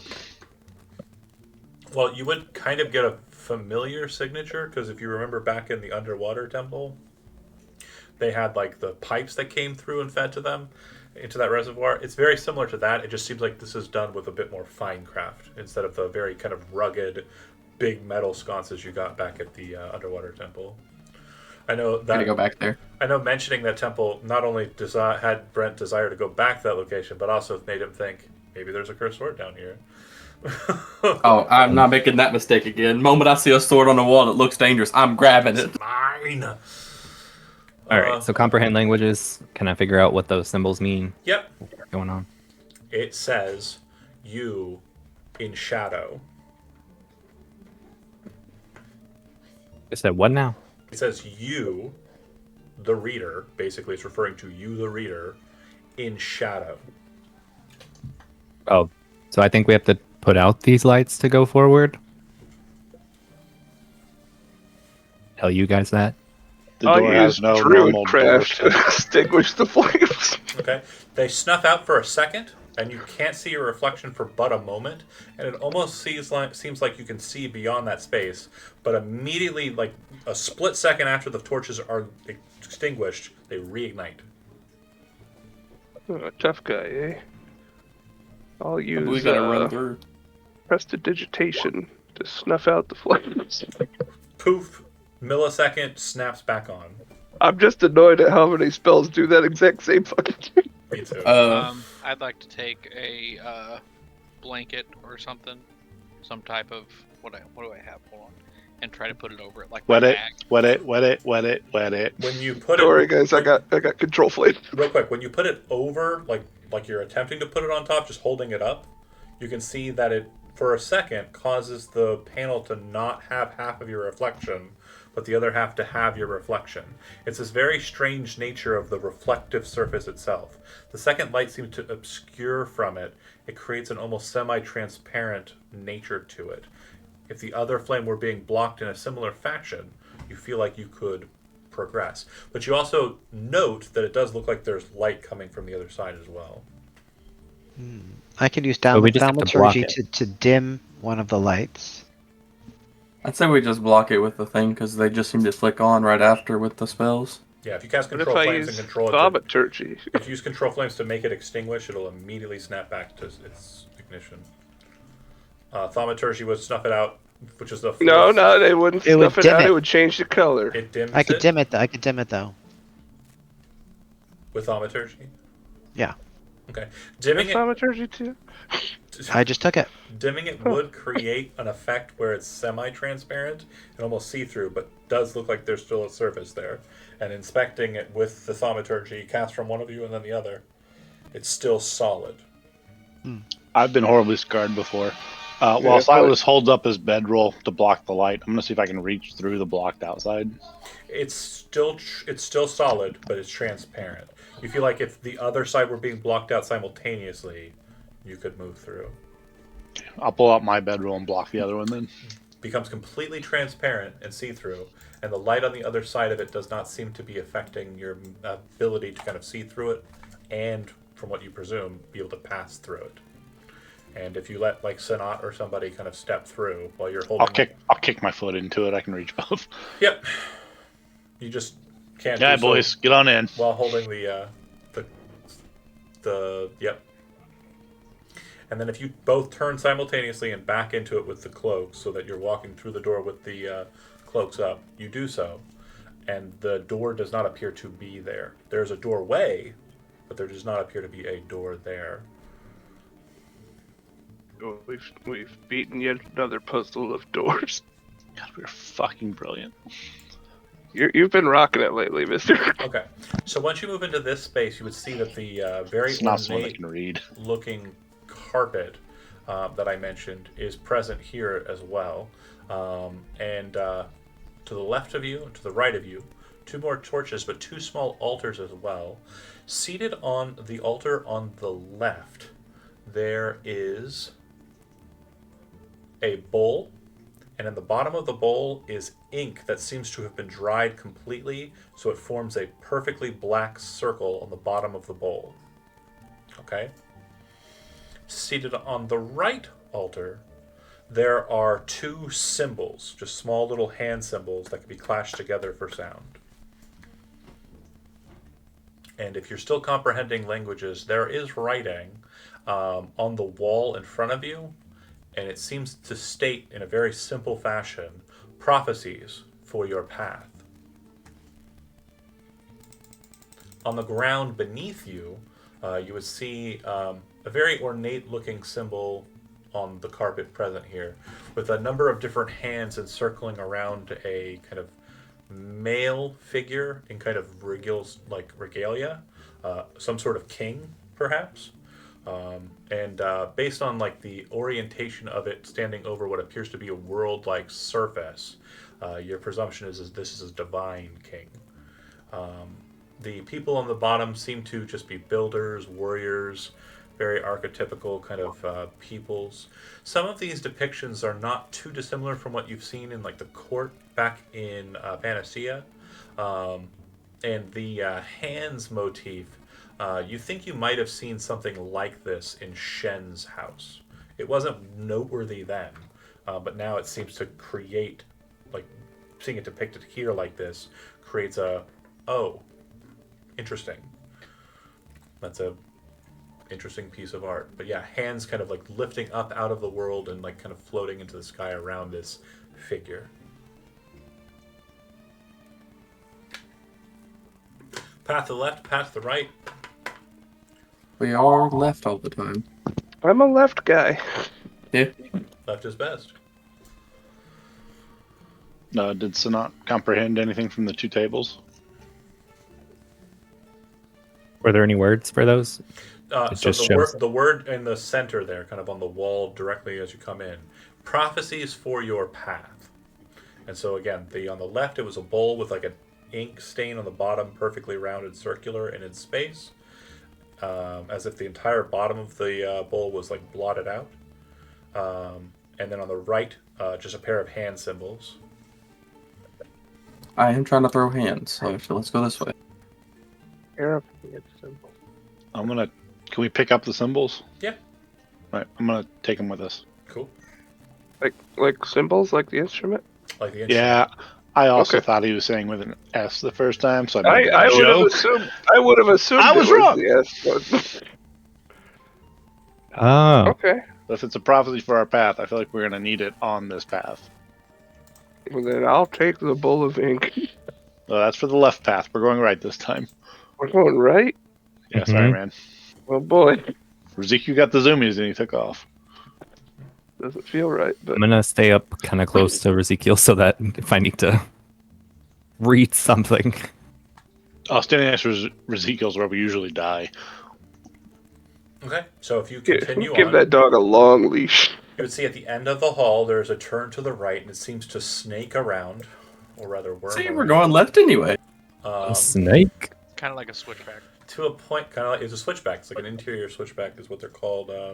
You would see a ground like directly in front of you, made out of kind of like a greenish stone that looks like it's been chiseled away to reveal the stone that you've been walking on, kind of present there.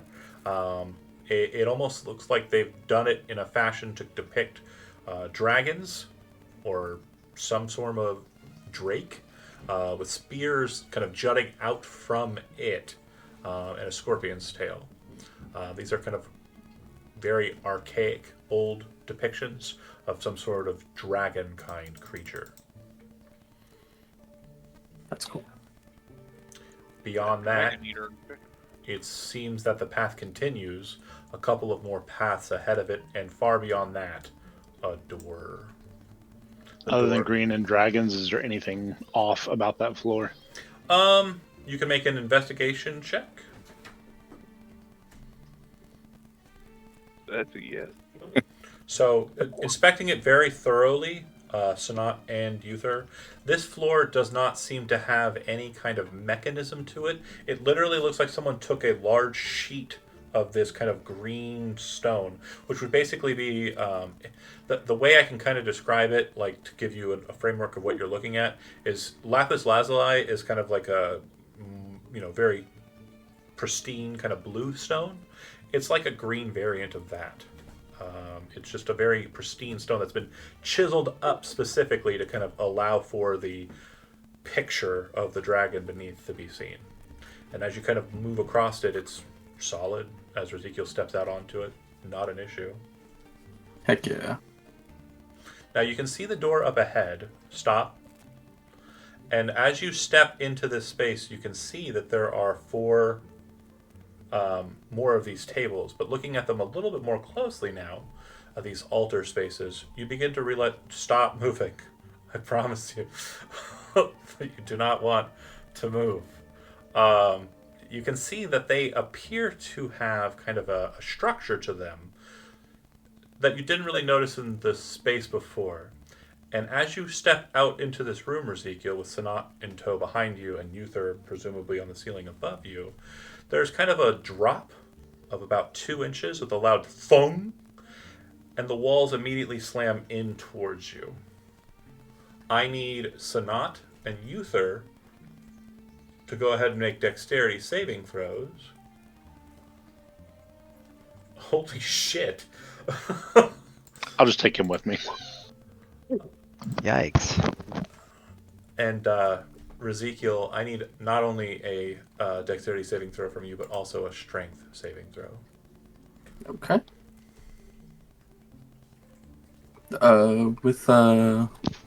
Let's see. Shield Master So- won't count. Shield Master won't count. Okay. You did not see it coming. Okay. I'm going to use my inspiration on the strength saving throw. Yeah, no problem. Okay. So then, as you can see this space, both of you will escape. Uther, since you have evasion, you will take no damage.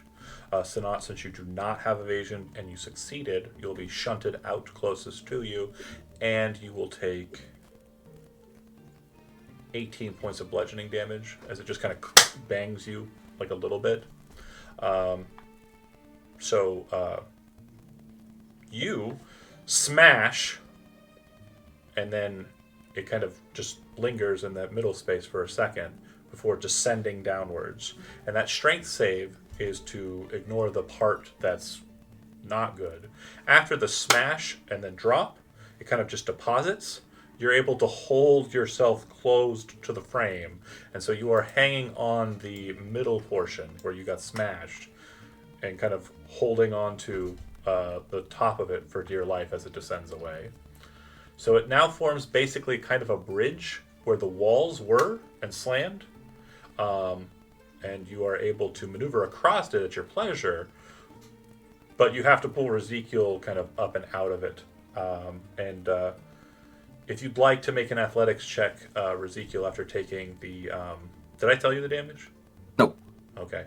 So because you were closer to the middle, it's not the 34 that they were going to be taking. It'd be a total of 51. Yeah, you can get pulled back up by someone else, but there's really no method for you, unless you have a climb speed, for you to pull yourself up. Hanging is all you can really do. So, you pop out and help him? Yeah. Okay. Ceiling's still perfectly fine? Ceiling's fine. Okay. It's got some scrape marks across it, because again, the way the mechanism works is everything drops out from underneath it, door slam, or walls slam in, and then the walls drop and kind of open like that to deposit everything out. And so basically how he survived is he got slammed in at the top, held onto it. When it did that, he kind of managed to hold himself in the vise. And so when you peel him out, it's gonna kind of shut back at the top. Does that make sense? And he'll open and close like an accordion. Yeah.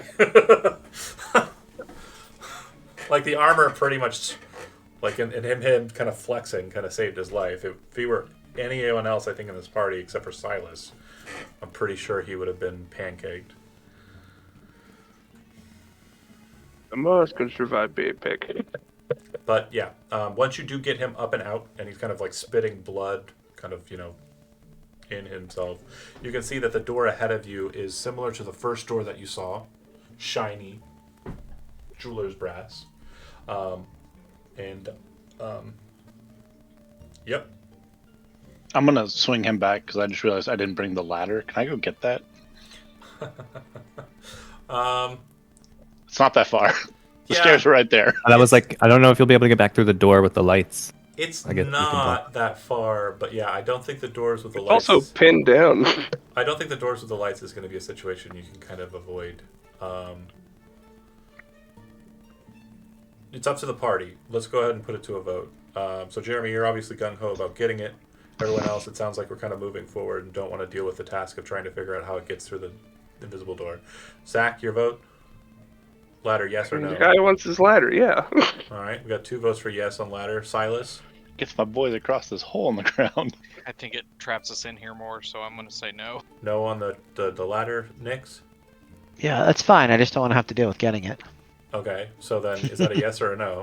It's a yes, just don't ask me for help. We got 3 for yes and 1 for no. Ezekiel, yes or no? I mean, I'm really excited to go forward, so no for me. And Plus, I don't know how we're going to open the door with the ladder not being there to give us a handhold. Sanat. I'll put the sword in it in its place. Sanat. If you say I don't think we need it, right? I mean, like, why would we need it?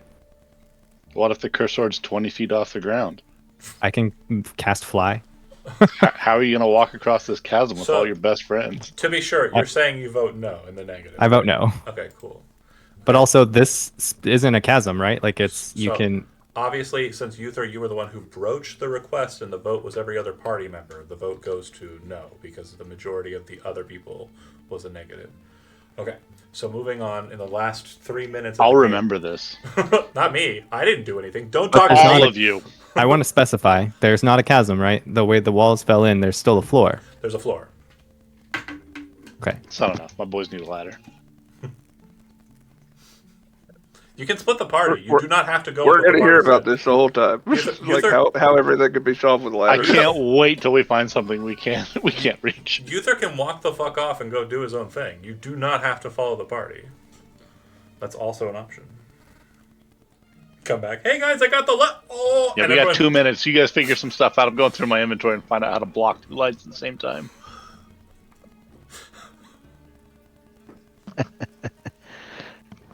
I got some jars. Well, the answer is easy. You put like a pillow cloth or like a bedroll over the Or a clay the- jar. The ladder. Okay, then you got the ladder and you're holding it. The this ladder's way. 5 by 15. The hallway's only 10.